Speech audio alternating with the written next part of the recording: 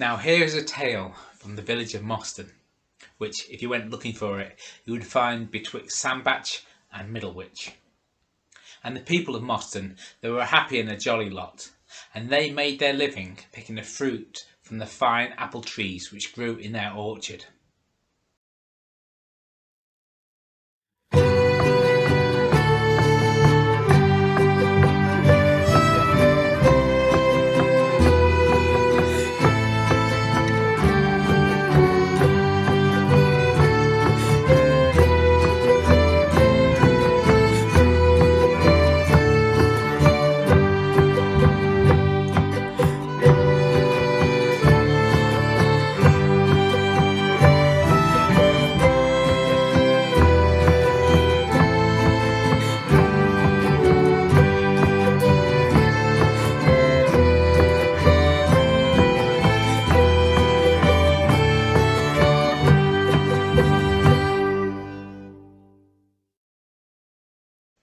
Now the apples that grew on those trees, they were the largest in all of Cheshire, and everybody else was jealous of those apples of Moston.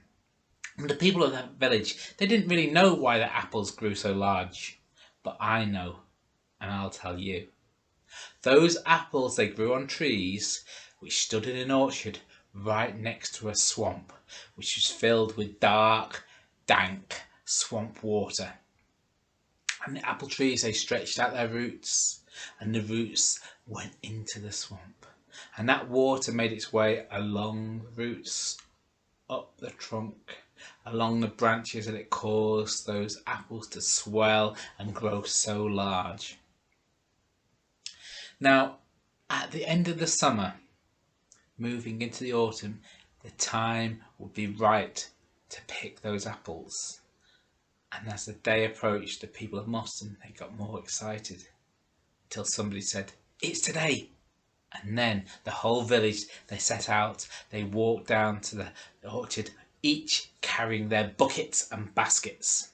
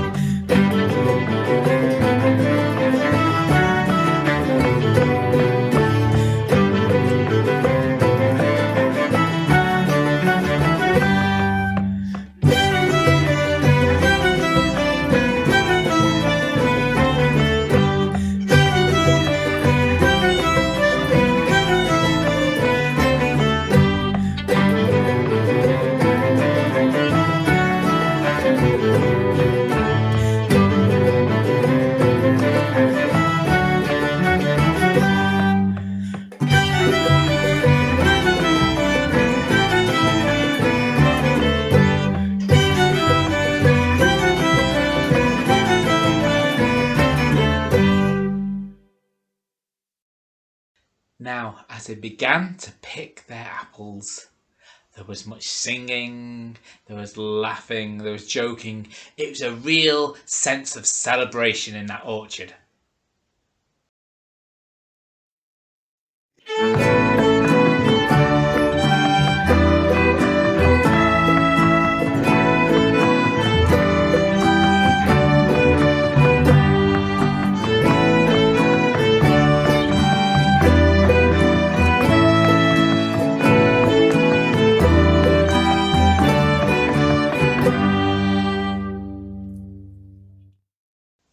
And then, in amongst all of the celebration, looking up to the trees, to the leaves, somebody said, "Look, look, look up there." And they all stopped and they looked. Well, they'd never seen anything like this before. Saw it high up in the sky, not moving like any bird they knew, and it flew much higher than any bird they knew, and it was a different shape to anything they'd seen before. And there was great interest until it changed to horror when they realised this was a dragon, and it was flying around. It had flown out from Wales, you could tell, because it was red.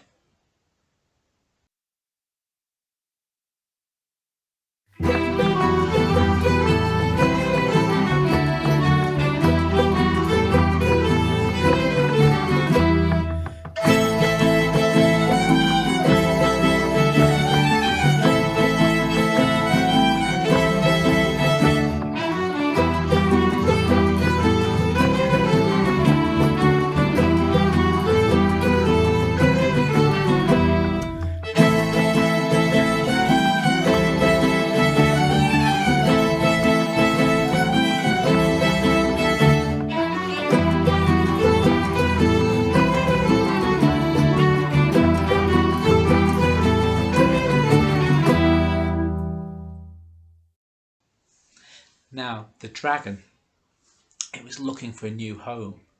And you may have heard that dragons like to live in caves.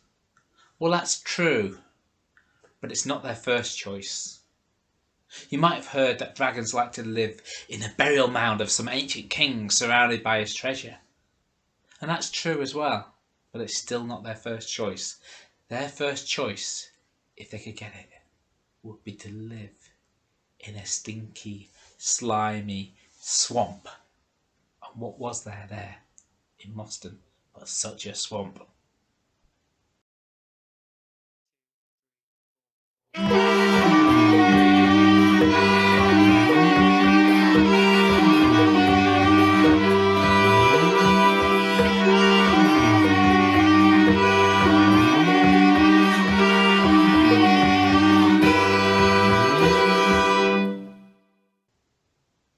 Well, a dragon, it came down, it spied the swamp, and it came to settle in the middle of the swamp and decided to make it its home.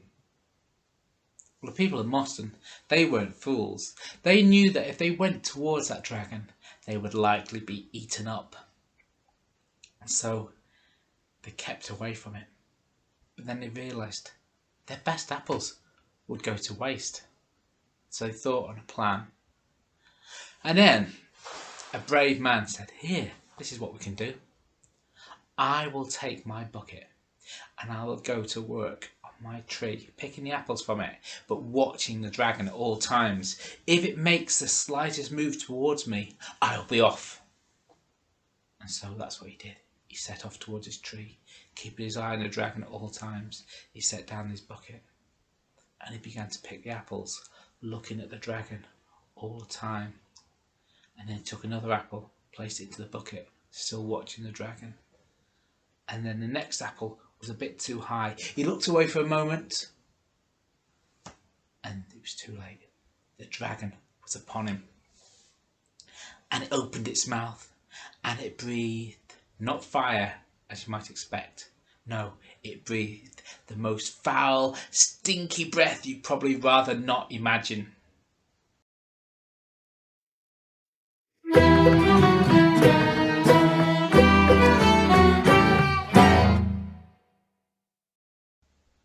Now that brave man, on breathing in that foul, stinky breath, he was overcome and he collapsed in a faint. The dragon pulled him into the middle of the swamp, where he stayed asleep that whole day, overcome by the smell, until he finally came round in the evening, just in time for dragon supper time, and the dragon gobbled him up. And this happened again and again and again, until half of the people of Moston had been eaten by the dragon. Well, then came a day when the local lord of the manor, Sir Thomas Venables, came to inspect his lands, and he arrived in that village of Moston which belonged to him. And he said, "What has happened here? Has there been a war? There's less of you than before. And you're all so miserable. You're normally happy and jolly. And what's happened to your fine apple trees? They're all withered."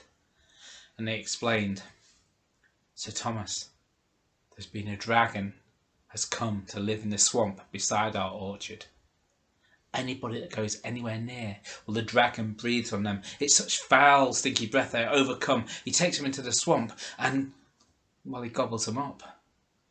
And what's worse, it's just this morning a young boy was taken. He's the only son of his mother. She's already lost her husband to the dragon. And, well, if he's not saved by dragon supper time, who knows what will happen to the whole family." Well, Sir Thomas, being a bold and a brave knight, he vowed to go and save the boy. And so he set off in his armour, and he made his way from the village through the orchard, and there he spied a dragon, and he began to run. But the clanking and the clattering of his armour, it awoke the dragon.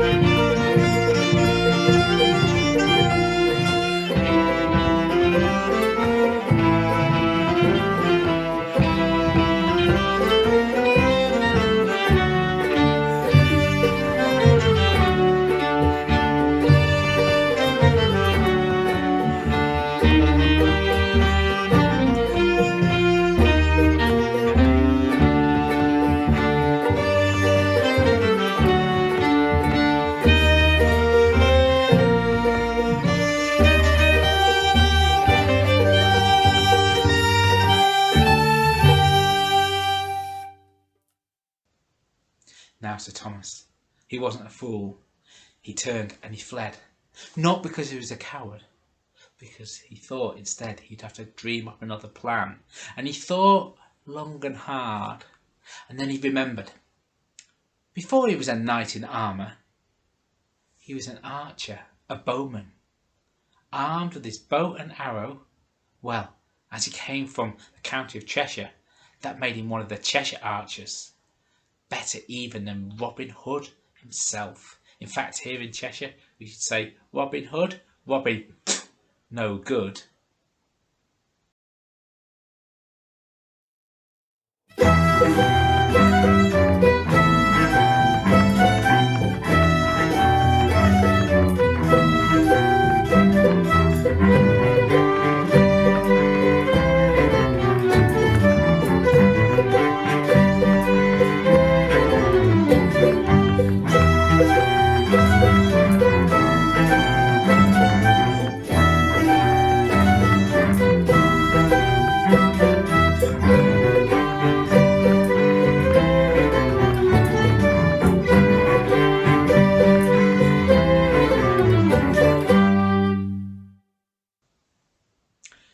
Now, if only he could find his old longbow. He went rummaging in his barn, and there he found it.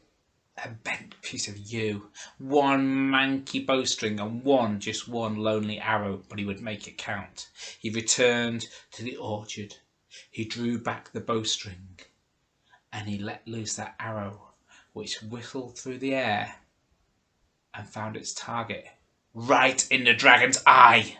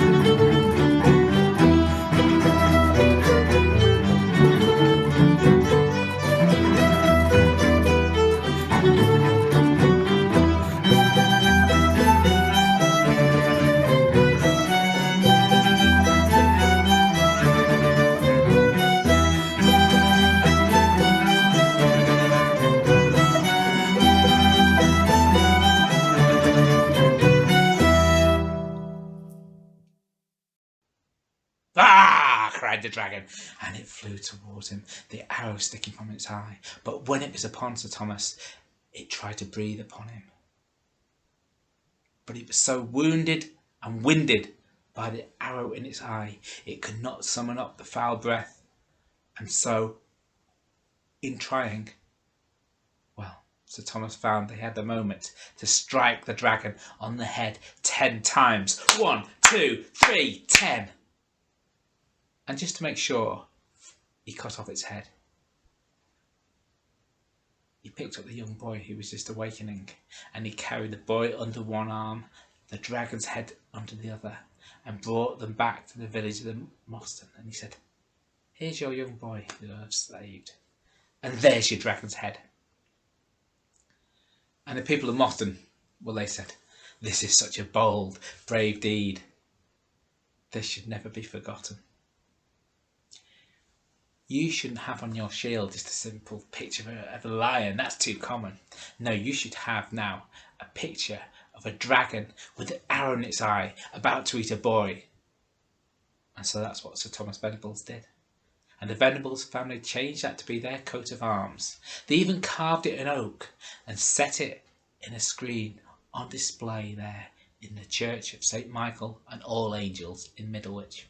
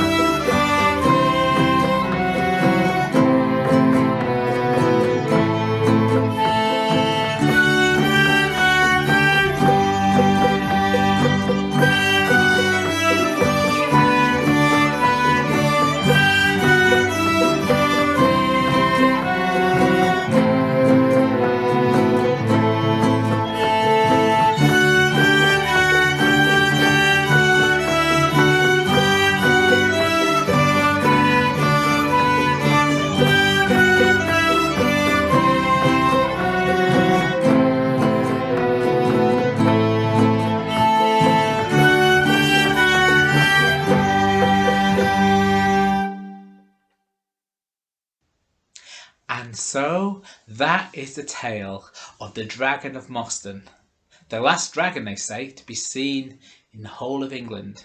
And here it was in our own fair county of Cheshire.